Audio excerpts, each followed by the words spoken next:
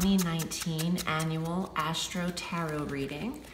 I am giving a lot of Astro dates throughout this session, and this is an annual reading that I'm offering effective January 1st. If you want a personal reading just like this format, I can send it to you in a video, as long as you have a working email address and you can accept videos. This would work out. So, Cancer, please watch your sun sign, your rising sign, and your moon sign for a full dose of divination for the year. Your first card is the moon, how appropriate, and the 9 of Swords to the 9 of Cups, beautiful, to the 5 of Coins and the High Priestess. Wow, Cancer, and the Queen of Cups, look at you. Strength. The Devil reversed. The Lovers reversed. 6 of Wands reversed and the Ace of Cups. Last card. Last card. 8 of Coins. Beautiful, beautiful.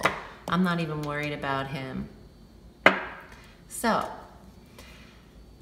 the moon in January, coming out of some private emotional energy, entering 2019 calmer, or perhaps in internal or staying at home. This is a very Cancerian energy, even though it's the card of Pisces, it's still water. And you are represented here by this crustacean. So hone in on family and stay at home New Year's Eve of 2018.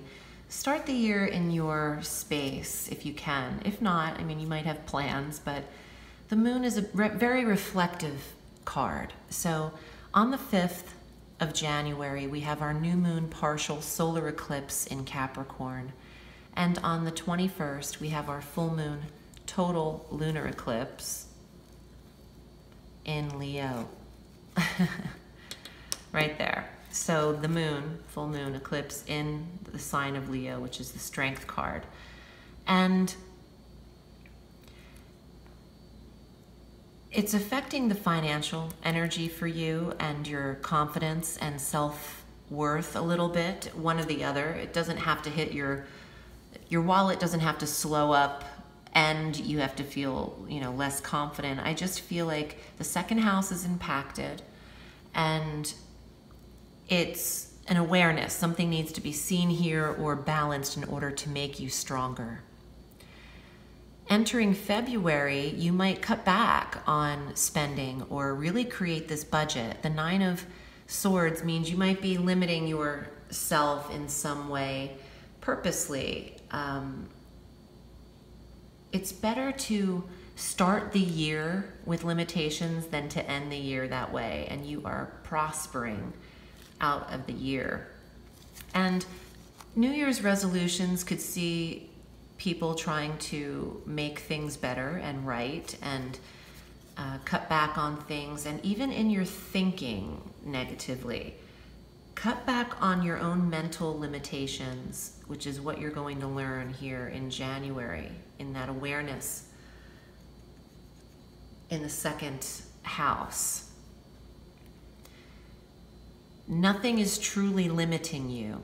So remove the thought of you being stuck or blocked in any way. Going into spring, look at this, 9 of Cups in March.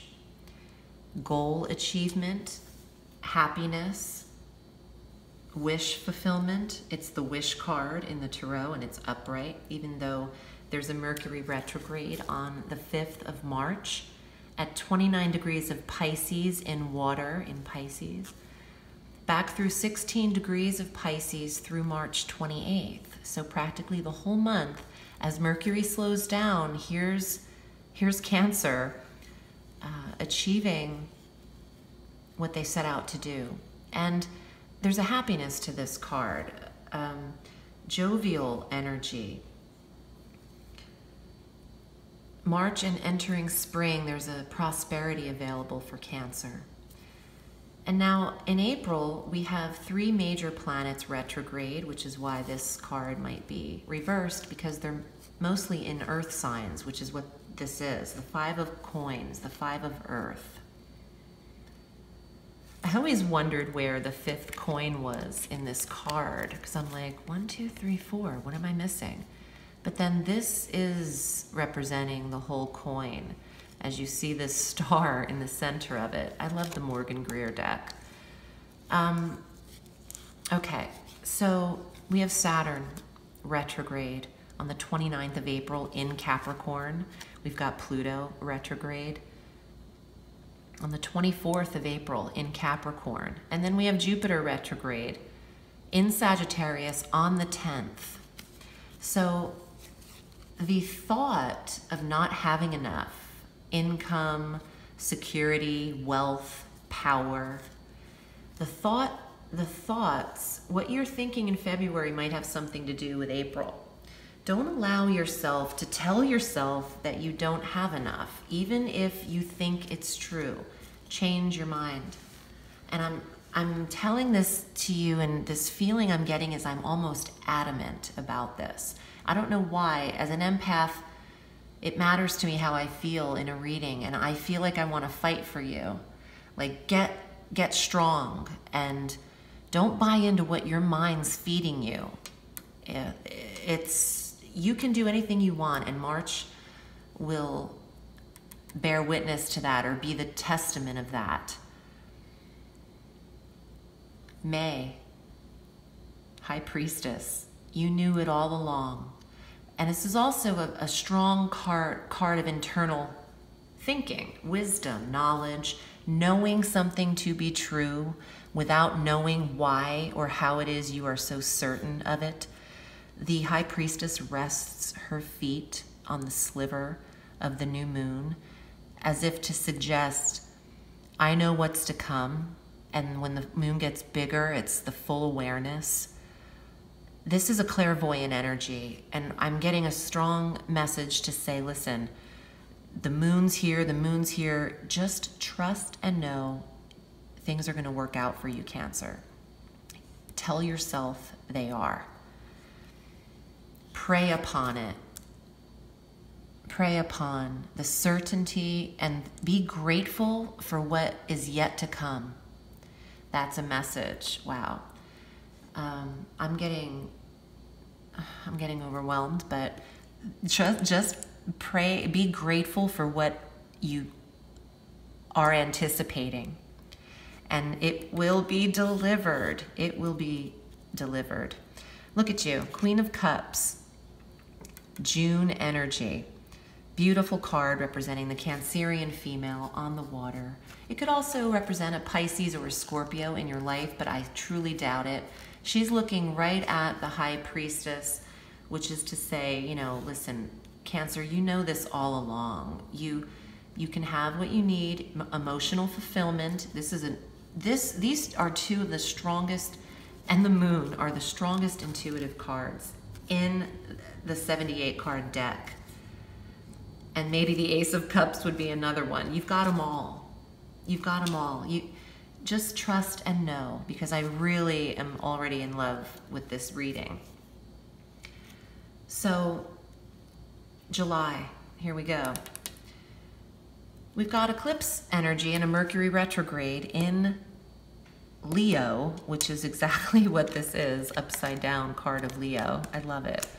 So, on the 2nd, new moon total solar eclipse in Cancer, in your sign. All this water. Oh no, not this, but this. So you are affected by the energies of July. And there's also on the 16th a full moon partial lunar eclipse in Capricorn. So closure, maybe emotional instability in the month of July. Mercury is retrograde on the 7th of July, back through till the 31st, from 4 degrees of Leo back through 23 degrees of Cancer. So not only are you hit with the eclipse on the 2nd, Mercury will retrograde into your first house. So it is a month of pulling back, retreat, regroup. Don't push forward with a lot of fire in that month, with a lot of setting dates, goals, finishing projects, unless it's mandatory deadlines. This is a month for you to take a time out and not expect too much push through in the month of July. I don't think travel would be best due to the retrograde, but if you could have a staycation, this is the month to do it. August, we've got the Devil card reversed. This is Saturn retrograde. It's also Uranus retrograde in August at 6 degrees of Taurus. Interesting. There is the feeling that you're limited or something is restricting you. It could be in the combination of July, August. It could also be that things are up and then they're down. They're slow, they're moving, and then they're on a stalemate again. So I think July and August, these aren't push-through months. It's also not the month you want to be micromanaged and oppressed and, you know, watched like a hawk in work. So you might need to either pull away or use a method of how this cannot get to you or get under your skin. Meditation, therapies, working out. This is such a strong Saturn and Capricorn energy, and we're hit with 2 eclipses in Capricorn, and that's also where Saturn and Pluto are located. So that month is a strong card of, or indication of retreat. Don't rock the boat for the sake of a fight or an argument. Just take your time too. Don't rush and make hasty moves in that month. September, the Lover's card reversed. A decision is made, and it doesn't have to be about love. It could be work, and it could be love, because you have something strongly coming up in this year regarding intimacy, connection, happiness, and marriage.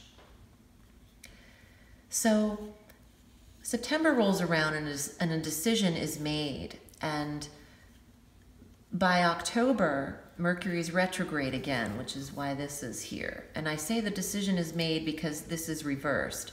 It's not up in the air anymore. I think you've been thinking about whether or not you want to stay in a job or a relationship since July, and then August, and then here, boom, it's made. And it might not feel like a victory at first, but it is. You're making room for the right fit, Cancer.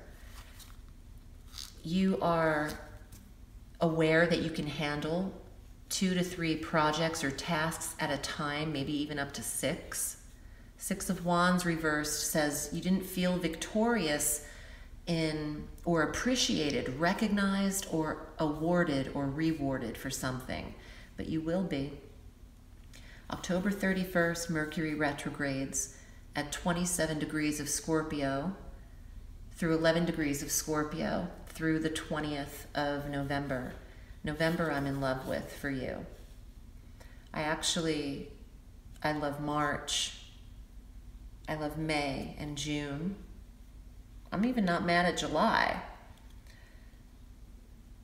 But this is the month where you are feeling, November is extremely fulfilling and happy, and you're connecting with spouse or relationship.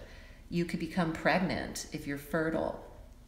This is an indication of achievement after a long wait for this promotion or thumbs up, and you're happy. And then look at how you end the year. 8 of Coins, you have climbed the ladder. You are the apprentice and the master. You've earned your accolades. High money card, considering the first half of the year you have the 5 of Coins, reversed. By the end of the year, you ended on 8, which is a good, it bodes well. It's a good omen. And it suggests with hard work, it's paid off. I am pulling an astrological card. Oh, I also want to say, in Earth, this is an Earth card. On the 26th of December, we have a new moon solar eclipse in Capricorn. So by the end of the year, you will have that job you want, or things will feel right in career that's meant to come back to you. There's a reward coming your way after putting up with a lot. I want this card. This is your astrological card of the year. There are 12 planets, 9 planets and 12 zodiac signs in here. The moon, look at the moon. The moon is your card and you resonate with this. It's not your normal tarot card. You do identify with the Chariot in the tarot, but you can draw upon this energy for 2019 whenever the moon is in Cancer, the eclipses in Cancer on the 2nd, and the retrograde of Mercury. I feel like the moon is your emotional guide, and it's the card that's present for you in meditation, Luna. Watch the phases of the moon. When the moon is waxing, you are increasing. So when it's going from new to full, that's when you should push forward and be productive and make ends meet and move forward in life at a great pace. But when the moon is waning from full to new, that's when you wait for messages to be returned and tend to the body and the skin and the hair and shed the skin and get rid of things in life and take out the trash and eliminate. So watch the cycles of the moons. And I don't even know why I'm even saying all of that, but there's a message, and I am a medium. So in hearing a lot of this, I feel like I need to just tell you whatever I get, whatever comes through. So I hope this was helpful, Cancer. I'm wishing you a very happy new year. And remember, the sky is limitless, so reach for the stars.